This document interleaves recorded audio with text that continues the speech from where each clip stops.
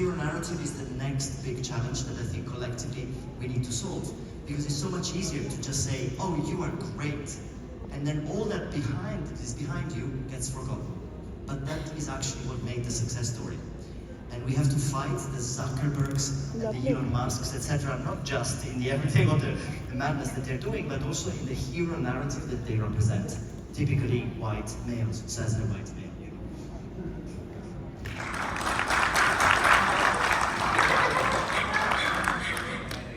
Thank you so much for adding. So would you like to go?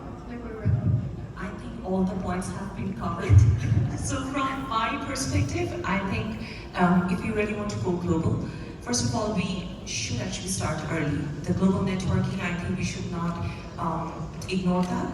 So for example, for me, when I was a student, I applied for different global business competitions where I could pitch my ideas, go for some case competitions, attend summits and conferences. I believe that has given me the global exposure and understanding that within my locality, the knowledge that I have, it's pretty limited. I have to go out, I have to meet more people, there are more inspirations and bigger network that would open up my arena of understanding skills and knowledge. So all the entrepreneurs, I would advise them that they should actually start as early as possible to look out for those opportunities, be it accelerator programs, competitions, grants, however you name it, whatever suits your own business idea or your own passion, you should match it up and go and seek out those. And secondly, in terms of business establishment, I felt it's very important to do the market research by yourself, because a lot of times it looks very lucrative when you see another fellow entrepreneur shining, and you might just go blindly following that path, that okay, someone else is doing great, so I can actually do that as well, it's cool. But maybe that is not suitable for you.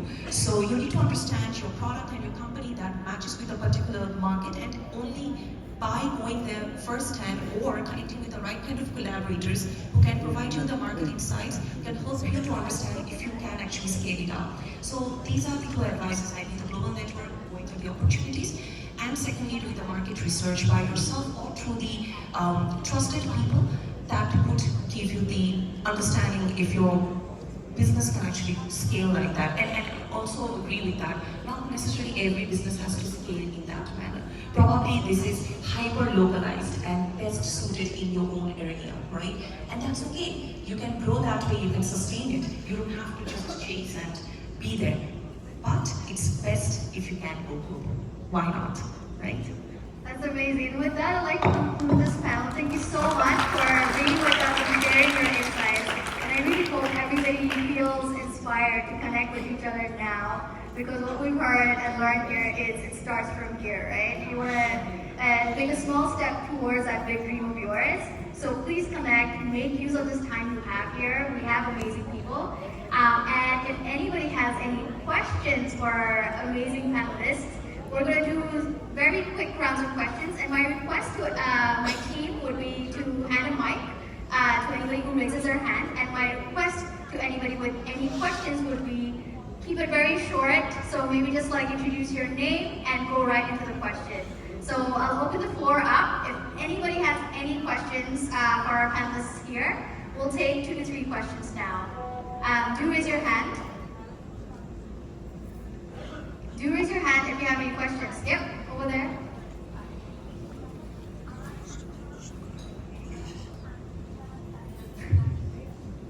Come on!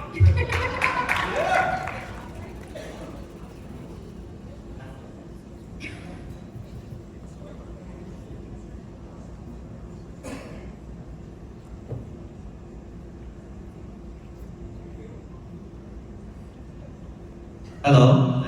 Okay. Sorry. This is Sakai Hossain. Actually, I am teaching Japanese language to elevate our opportunities globally.